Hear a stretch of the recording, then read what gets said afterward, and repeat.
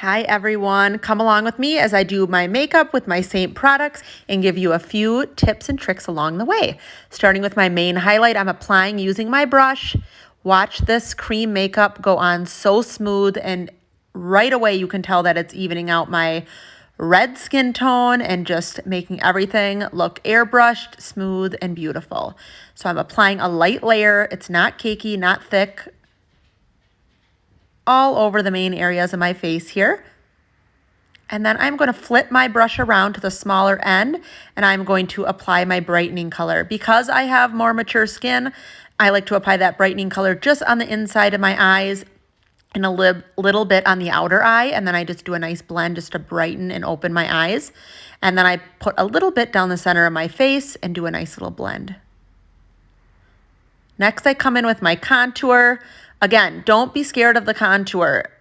A little bit under your cheekbones and then a little bit on your hairline, and then don't over blend it out. The whole point is to get the dimension and add that 3D look. And so watch how little I'm blending, feathering upwards under my cheekbone, and that is it. If you like to contour your nose, you could take the side of your detail brush and just do a nice little line down the side of your nose. This will give you a nice little nose contour. Add a little bit more of your brightener down the center of your nose just to give a little bit more definition. And that is it. Perfector sponge comes next, a key to your Seint makeup routine. This helps to blend everything together, get rid of your excess. And then you can pick your lip and cheek. There's so many to choose from. Today, I'm going to blend two of our newer colors.